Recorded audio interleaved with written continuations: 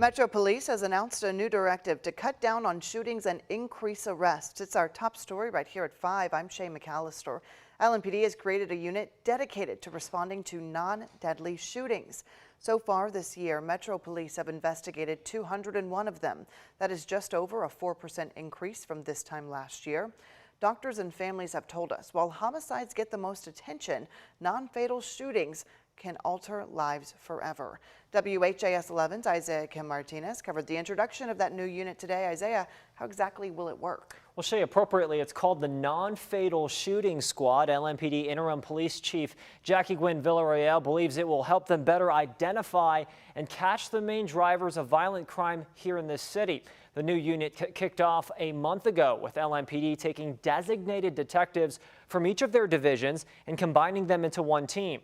The hope is this will lower shooting and homicide rates and increase arrests in the long term. The team will include 2 sergeants and 16 detectives. Lieutenant Stephen Lacefield commands the unit, which will work in conjunction with the ATF Louisville Field Division. This allows the lead detective to be interviewing a victim at the hospital while receiving real-time updates from on-scene detectives who are gathering evidence and speaking with witnesses. Since 2020, LMPD has started to phase out the practice of having homicide detectives investigate non-deadly shootings. Louisville suffers hundreds of shootings a year where no one dies, and those cases can often overwhelm officers with a lot more on their plate, like robberies and burglaries. The squad has been active for a month, and we're told they've worked about 40 cases in that time, clearing 6 of them and making 9 arrests, with more pending. Shay. All right, Isaiah, thank you very much. Coming up tonight at 6, we hear from a gun violence victims advocate whose calls for more attention to non-deadly shootings are now being answered. And an update on the shooting at the Mall St. Matthews. The man arrested and charged in the case was in court this morning. Trayshawn Fowler Milan is facing multiple charges, including assault and wanton endangerment. The shooting happened about 2 weeks ago inside the mall. Police believe it was an isolated incident that stemmed from a fight between those 2 groups. But one person was hurt in the shooting. That person did survive. I find that the pretrial bond that was set by Judge King is insufficient, and so I am going to be making a change to that sua sponte. Okay, the bond is going to be $250,000 full cash to home incarceration if posted. During today's arraignment, the judge issued a no-contact order, telling the suspect he has to stay away from the mall. And we have some good news on LMPD officer Nicholas Wilt and his recovery tonight. Wilt's family says he is making remarkable improvements in therapy. In a post on Facebook, the family shared he can now speak in 2 to 5 word phrases and is even making jokes. They also said he's making progress when it comes to standing and walking with help from a harness and rehab staff. Officer Wilt was shot in the head more than 2 months ago while responding to a mass shooting at Old National Bank. Wilt's family says this is amazing progress, especially considering his status just 4 weeks ago when there was so much uncertainty. A huge decision now from the Southern Baptist Convention that will have impacts here in Kentucky. They will not allow churches with female pastors. It's an update to a story we first told you about earlier this year, when Fern Creek Baptist Church announced they were being expelled from the convention for having a female pastor. Well, today they learned they will not be welcomed back. The church had made an appeal to rejoin the convention during their annual meeting. Southern Baptist Church representatives overwhelmingly rejected the appeals, both of Fern Creek Baptist Church and Saddleback Church. That's a church in California. Saddleback is actually the 2nd largest congregation for this denomination. There were 5 churches expelled. Only Saddleback and Fern Creek appealed the decision. We spoke with Pastor Linda Barnes Popham back in February when the church was first ousted.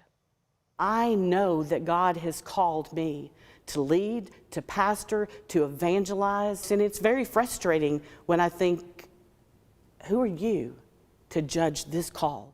I have to help lead younger girls and teenagers, not only to Jesus, but to know that they can do whatever God calls them to do and not to be afraid. All Baptist churches are independent, but the convention can decide which churches are, quote, not in friendly cooperation. That is their official verbiage. The convention's official statement on faith says the office of the pastor is reserved only for qualified men. This is believed to be the first time the convention has expelled any churches over having female pastors. Coming up on Friday, I64 East will close for 2 weeks. All eastbound lanes from downtown to the Watterson will be totally shut down starting at 8 o'clock. For most, this means the afternoon commute will be a little bit congested with alternative routes, including I-71 and 65. The closure is expected to last 2 weeks, and crews say they are anticipating they will use every bit of that time. For the eastbound side coming up, we do have the Beals Branch bridge deck that we are removing and replacing, and that is the variability where we need to make sure that we're covered as far as time there. So other than the Beals Branch bridge, we just have asphalt mainly, like we did on the westbound side. So again, we may be a little conservative, but we don't want to have to spend extra days with the closure. Remember, this closure happens 8 p.m. Friday night. The road is scheduled to reopen at 6 a.m. on July 1st. An alternative route for you here, I-71 North or 65 South. You can find more information on WHAS11.com. Also happening on Friday, all eastbound lanes of I-64 on the Sherman-Minton Bridge will shut down. The lanes will close around 10 Friday night and then reopen at 5 a.m. on Monday. The closure will allow crews to do some diamond grinding on the bridge and remove any temporary support brackets. During that closure, you are advised to take I-265 over to I-65. As we give you a look outside right now, you can see some clouds have moved into the area. Let's check in with Chief Meteorologist Ben Pine on what you can expect. Yeah, no rain though. And speaking of traffic, we still have this backup here on the Watterson by Breckenridge Lane. And that traffic backing up from the 64 all the way back to 65 on the Watterson. Still cleaning up with a couple lanes closed. So very, very slow currently on the Watterson. Just a heads up there. And a live view out there. Yes, clouds, but it is staying dry. Temperatures are in the lower 80s and the humidity low at 39%. Live view at their Bachman Auto Group cam, part of our U of L Health Camera Network. So a mix of upper 70s, lower 80s, and some filtered sunshine with some of the clouds that have been streaming over us coming in from the west. Showers well off to our southwest over western Tennessee. And it is going to be quiet this evening and mostly cloudy with our temperatures in the 70s and mild tonight. Overnight low temperatures in the 60s. Starting to heat up tomorrow into the upper 80s to near 90 degrees and just a very, very small chance of an isolated shower, but most locations will stay dry throughout the day tomorrow. So our forecast, partly cloudy tonight, low temperature at 64, already up around the lower 80s by lunchtime tomorrow, and our high temperature of the partly sunny sky up to near 90 degrees for tomorrow afternoon. Temperatures will back down a little bit for our Father's Day weekend, and we will be tracking that next good chance of rain coming up in our complete forecast in just a few minutes. All right, Ben, thank you very much. Kentucky's child care landscape is in turmoil and has been for years. But today, a new report shows it's not getting much better. The 2023 Kids Count Data Book lists Kentucky trailing far behind most states in the country. Bobby McSwine's in studio now. She's been looking at the numbers. She also spoke with a co-author of the report. Bobby? Well, the statistics from the 2023 Kids Count Data Book reveal staggering numbers of the development of Kentucky's kids. And our kids are in the bottom third of the country. Kentucky ranks 40th in overall child well-being out of the 50 states. And this is just the tip of the iceberg in the report. Sadly, what this year's report suggests is that we as a Commonwealth are failing Kentucky's kids. Terry Brooks, Executive Director of Kentucky Youth Advocates, not mincing words while breaking down the newly released 2023 Kids Count Data Book. The report examining children's well-being in all 50 states through the lens of the child care landscape. The report paints child care not as a problem.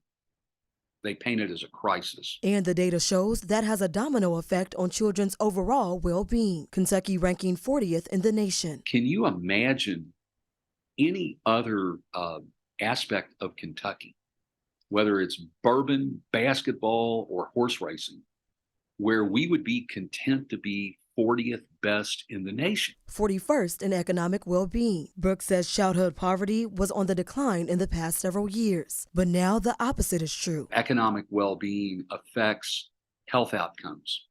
Economic well-being is so linked to academic achievement. In education, Kentucky coming in 29th. Data revealing 69% of Kentucky's 4th graders not proficient in reading and 79% of 8th graders not proficient in math. The General Assembly, when they think about education, They need to be thinking about how to help reading and writing and arithmetic rather than chasing every social hot button issue. The Commonwealth ranks 40th in health and lastly, 42nd in family and community. Brooks says he wants to see more emphasis placed on children's development in the General Assembly and even in the current gubernatorial race. Or are we going to continue to see a decline? And when we're talking this time next year, Kentucky is firmly ensconced as a bottom 10 state when it comes to kids' well-being. Now, one positive, Brooks says more heads of households are earning a diploma and making more money.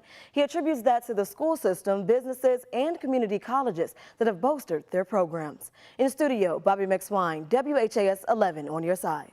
All right, Bobby, thank you very much. Jefferson County Public Schools Summer Meals Program is back this summer. The district expecting to serve thousands of meals to children at 140 different sites.